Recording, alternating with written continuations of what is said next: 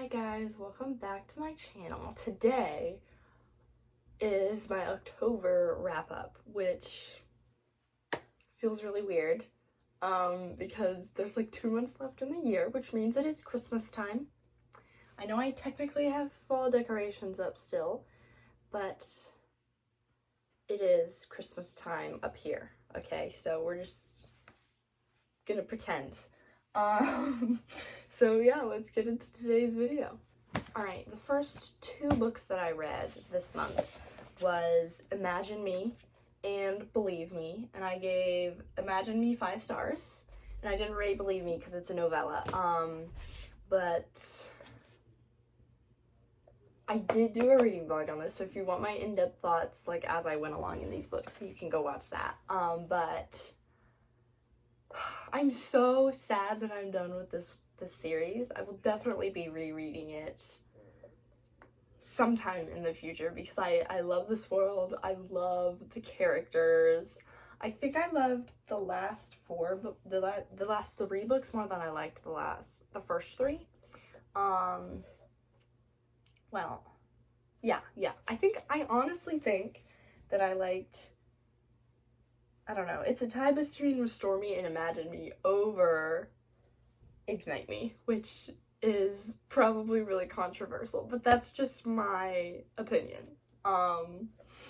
So yeah, I'm really sad about being done with this series, but I have so many other good books planned for the next couple of months that I want to read, so yeah. Maybe that'll take my mind off the fact that I don't have any more books in this series. The next 2 that I read, well, I don't think these came next, but that's besides the point. These are my last 2 physical copies of books that I read this month. But we have King of Scars and then Rule of Wolves. They're both from the King of Scars duology, so I finished the King of Scars duology in October. And I gave this one I gave King of Scars 3.5 stars, but then I gave Rule of Wolves 5 stars.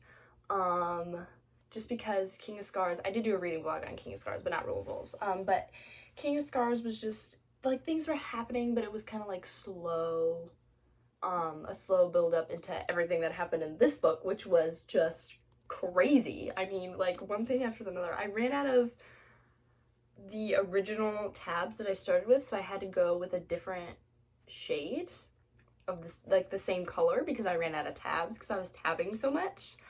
And then I ran out of those tabs too, but like right at the end.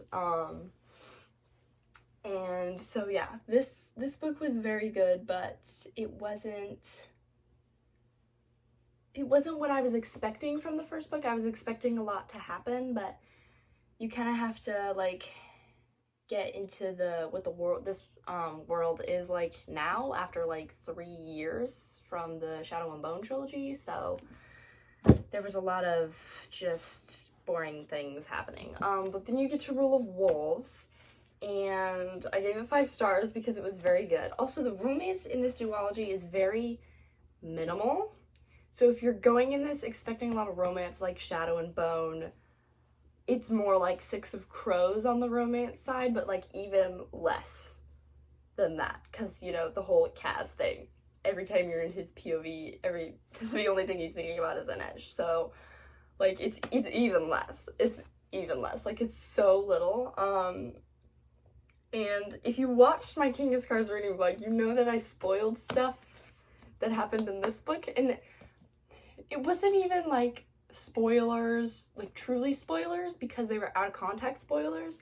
Because I hadn't even read King of Scars yet. And so, like, the things that the way that I expected things to happen based on those 2 little spoilers did not happen at all like I thought they were going to happen. So it didn't even affect, like, me reading this book or King of Scars.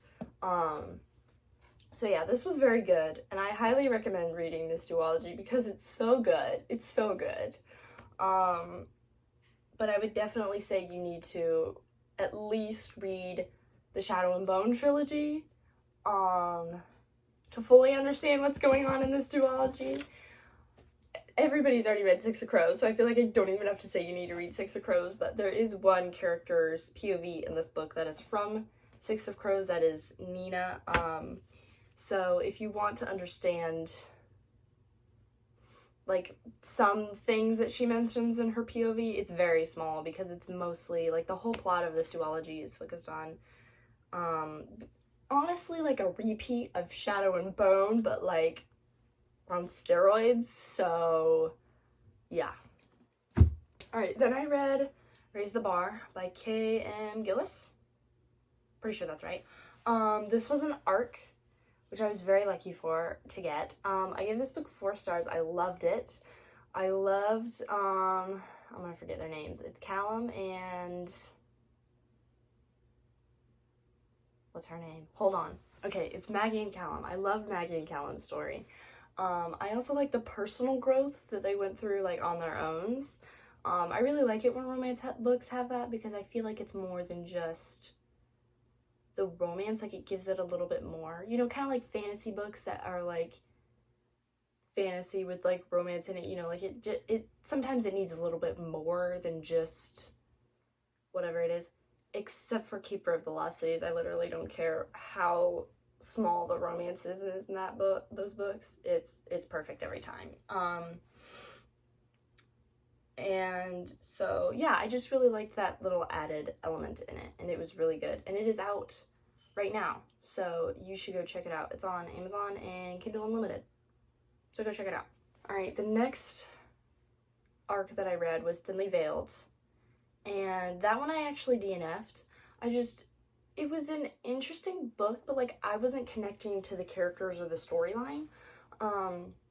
But it was written really well. I just wasn't connecting with the story like at all. Like I wasn't even like invested in what was happening, and it was kind of slow in the beginning, and then I got to where things started like picking up the pace, and I thought like, okay, this will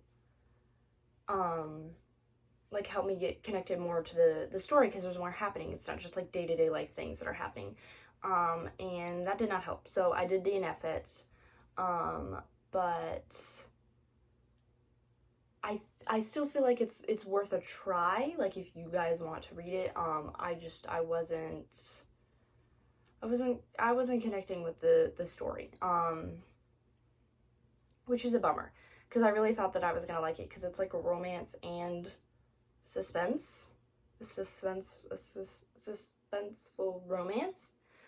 So I thought I was gonna like it because it has that added element in the like a contemporary romance.